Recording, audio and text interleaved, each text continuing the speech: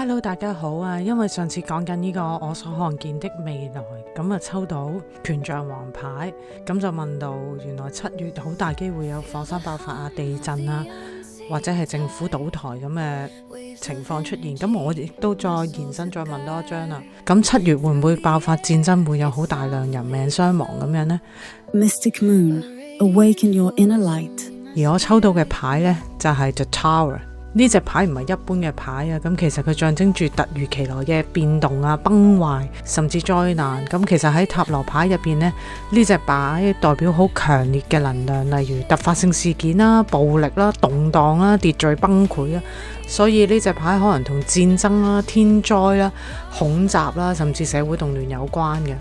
咁針對翻我嘅問題啦，咁7月其實日本會唔會有戰爭啊？或者地球其他地方會唔會有戰爭，會死好多人呢？而呢隻牌俾我嘅感覺就係7月可能真係會爆發一啲重大嘅衝突或者災難。如果而家已經有緊張局勢嘅，例如俄烏戰爭啦、中東衝突啦，咁可能有進一步機會嘅惡化，甚至升級去更嚴重嘅軍事行動。而且 The Tower 牌亦都同爆炸、毀滅同軍事攻擊有關，所以如果呢啲地方本身已經火藥味好濃嘅話，7月可能真係一個臨界點，再爆發一啲再更厲害嘅衝突都唔定。咁你話至於會唔會死好多人呢？咁老實講，塔牌本身就係一種犧牲毀滅嘅象徵。咁呢啲損失可以嚟自戰爭啦、恐襲啦，或者係自然災害，即係例如之前講嘅地震啦、火山爆發。但係要留意呢，呢隻牌未必代表全球性嘅戰爭嘅。咁其實可能只係關乎某一啲國家或者地區會出現重大震盪，例如內戰啊、政變啊，或者秩序崩潰咁。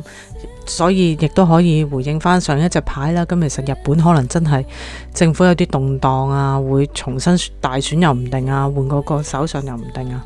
再講翻戰爭會唔會擴大啦？咁其實 Tower 呢隻牌呢係避唔到嘅改變嚟嘅。一啲本身已存在嘅衝突可能會喺7月之間繼續惡化爆發，但會唔會成為第3次世界大戰咁大規模呢？咁其實唔一定嘅。最後我總結一下3個有可能嘅結果啦，就係某啲已經有衝突嘅地區，咁甚至會引發新一輪嘅戰爭。第二就係會有突如其來嘅恐襲啊、爆炸啊，或者天災造成大量人命傷亡。第三就係全球經濟或者政治會出現劇變嘅，例如政府倒台啦、金融崩潰等等。咁其實而家我哋可以做啲咩呢？其實只能夠係留意新聞同國際局勢啦，做好啲心理準備啦，唔好過分驚慌，但係同時要有警覺性，做定啲防災包啊，亦都你啲資金要點樣儲存得好啲啊，例如儲存其他貨幣或者儲存喺其他國家咁樣。如果你喺海外生活，特別喺啲敏感地區，咁就記得留意住當地局勢啦。咁最後總結一句啦，我抽到塔牌 Tower 牌嘅出現呢，其實係一個好強烈嘅信號，就係7月極有可能發生一啲改變歷史走向嘅重大事件。咁係咪戰爭呢？係咪災難呢？未必100%肯定，但係真係唔可以掉以輕心，因為其實佢哋7月仲有2個月啫嘛。